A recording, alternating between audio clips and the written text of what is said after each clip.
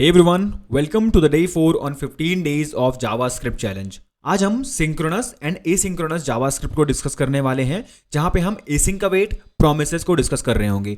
अगर आप JS developer हो सो आप एसिंक्रोनस जावास्क्रिप्ट बहुत ज़्यादा यूज़ करते हो, प्रोमिसेस का आपको बहुत ज़्यादा यूज़ आने वाला है इन फ्यूचर।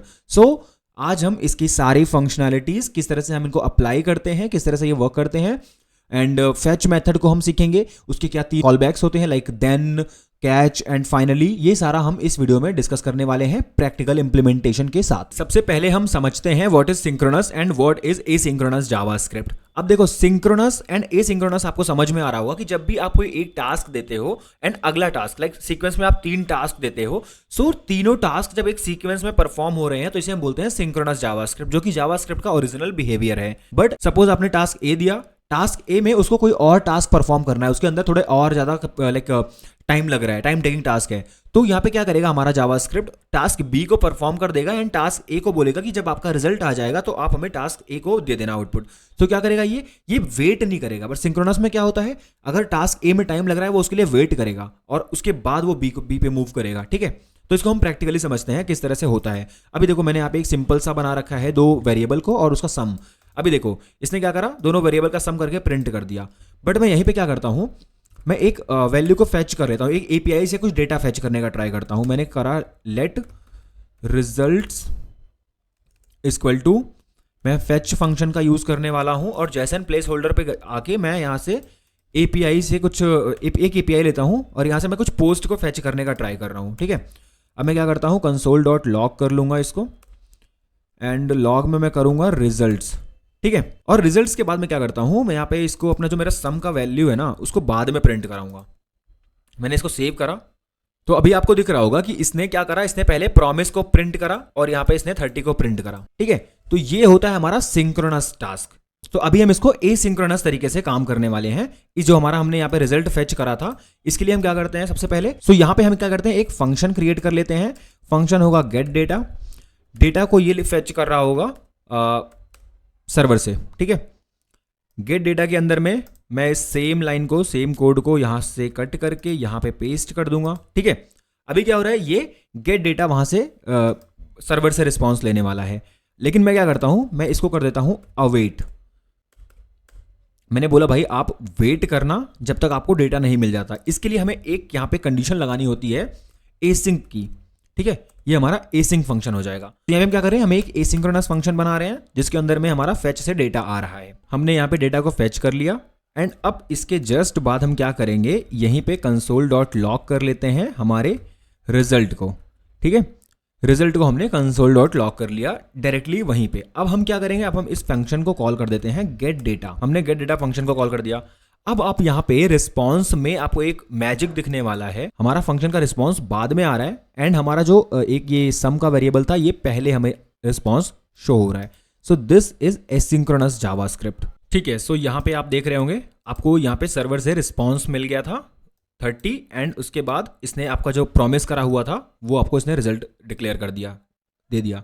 सो ये तो होता है कि किस तरह से इनबिल्ड प्रोमिसेस वर्क करते हैं। ठीक है, अब हम इसको एक और तरीके से कर सकते हैं। मैं इसको कमेंट आउट कर देता हूँ डायरेक्टली एंड मैं क्या करता हूँ, मैं यहाँ पे फेच मेथड को कॉल करने वाला हूँ और यहाँ पे मैं सेम एपीआई कॉल कर दूंगा एंड अब हम बात करते हैं देन की।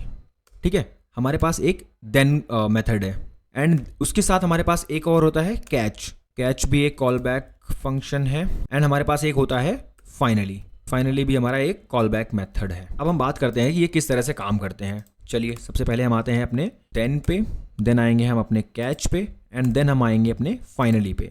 अभी के लिए फाइनली को मैं रिमूव कर रहा हूँ बिकॉज सबसे पहले हम गेट देन एंड कैच को समझते हैं।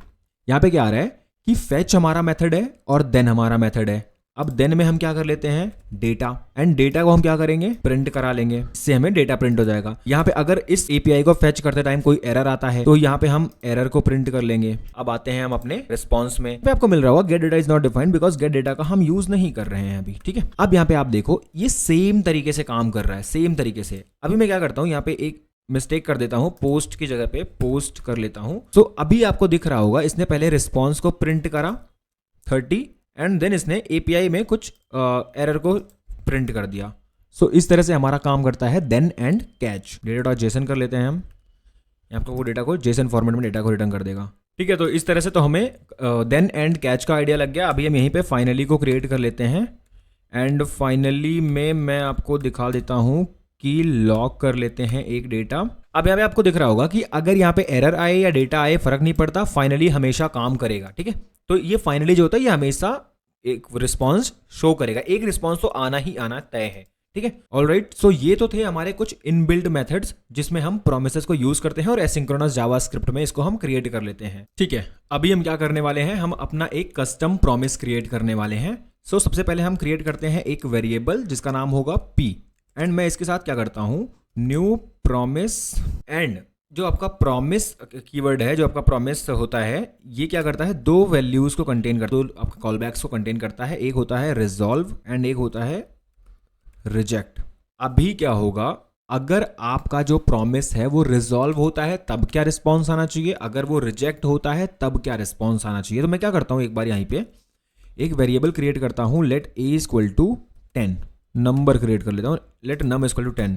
इफ num इक्वल टू 10, अगर num की वैल्यू 10 है तो क्या करो आप, रिजॉल्व कर दो। क्या रिजॉल्व करोगे आप, एक यहाँ पे वैल्यू डाल देता हूं मैं, num इज 10। और अगर नहीं होता है तो मैं क्या करता हूं, यहाँ पे एक मैं एल्स कंडीशन को प्रिंट करूंगा और मैं इसमें क्या कर दूंगा, रिजेक्ट कर दूंगा, एरर डाल दूंगा नॉट 10। ठीक है, मैंने यहाँ पे क्या करा, error and resolve and reject कर दिया। यहाँ पे मैं कॉल करने वाला हूँ p। तो ये इस तरह से हमने प्रॉमिस क्रिएट करा हुआ है। अब हम क्या करते हैं, इस प्रॉमिस को रन करके देख लेते हैं, p डॉट देन।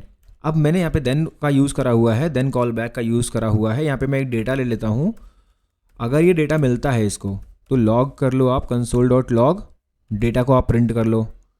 ठीक है, मैंने मेथड का स्ट्रक्चर गलत दे दिया था। ठीक है, बट अगर कोई एरर आता है, आप उस एरर को कैच करो, उसको रिस्पॉन्स में डालो और उसको प्रिंट करो। तो इस तरह से हम क्रिएट करते हैं अपना एक कस्टम प्रॉमिस। ये थोड़ा कॉम्प्लेक्स हो गया होगा, यहाँ पे मैं आपको एक बार फिर से समझाता हूँ इस चीज़ को। मैंने एक प्रॉमिस क्रिएट करा एंड प्रॉमिस में हमेशा दो मेथड्स होते हैं, एक रिजॉल्व एंड एक रिजेक्ट। जब हमारी कंडीशन सेटिस्फाई हो रही होगी, अगर हमें एपीआई या जो भी हम डेटा परफॉर्म करना चाहते हैं, ऑपरेशन परफॉर्म करना चाहते हैं, उसका रिस्पॉन्स आ रहा होगा तो हम रिजॉल्व देते हैं, उसके रिस्पॉन्स को हम रिजॉल्व में दे देंगे। अगर वहाँ पे कुछ एरर आ रहा है तो अगर वो कंडीशन सेटिस्फाई नहीं हो रही है, हम रिजेक्ट को पास कर देते हैं, रिजेक्ट को वहाँ पे हम शो कर रहे होते हैं। सो जब मैं इस प्रॉमिस को कॉल करूंगा, देन वही तीन मेथड, देन कैच फाइनली। ठीक है, हम वहाँ पे उसको पास कर रहे होंगे। अब देन में क्या होगा, जब आपका रिस्पॉन्स करेक्टली मिल रहा है आपको, आप देन में पास कर दोगे। अगर कोई एरर आ रही है आप उसको कैच कर लोगे और एरर को प्रिंट कर लोगे। ठीक है, अभी मैं क्या करता हूँ, मैंने यहाँ पे डाला कि भाई num की वैल्यू तो 10 थी। ठीक है, num इज 10 से प्रिंट कर दिया। अब मैं क्या करता हूँ, num को यहाँ पे मैं 11 कर देता हूँ। अभी आप देखो यहाँ पे इसने एरर को प्रिंट कर दिया, बोला एरर नॉट 10। ठीक है, तो यहाँ पे ये वाला प्रॉमिस का वैल्यू प्रिंट हो रहा है। तो ये बहुत ही बेसिक तरीका था प्रॉमिस को हैंडल करने का। वगैरह करके हम इसको सीखने का ट्राई करेंगे। पहले हमने इनबिल्ट जो प्रॉमिसेस होते हैं उनको डिस्कस करा, उनके क्या कॉलबैक्स होते हैं हमने उनको डिस्कस करा। फिर हमने अपना एक एपीआई से डेटा को फेच करके हमने रन करने का ट्राई करा, समझ में आया एसिंक्रोनस और सिंक्रोनस क्या होता है। अब हमने क्रिएट कर लिया अपना एक कस्टम प्रॉमिस। कस्टम प्रॉमिस पे भी हमने रिस्पॉन्स को जनरेट करके देख लिया, किस तरह से रिजॉल्व काम करता है, किस तरह से रिजेक्ट काम करता है। सो आई होप आपको ये कंप्लीटली समझ में आया होगा। नहीं समझ आ रहा आप कमेंट करो, आप हमें ज्वाइन कर सकते हो ऑन माय व्हाट्सएप कम्युनिटी, जहां पे हम डिस्कस कर सकते हैं अपने डाउट्स को। तो यहाँ पे हमारा डे 4 हुआ खत्म। मिलते हैं अपने अगले वीडियो में। Till then bye bye, take care.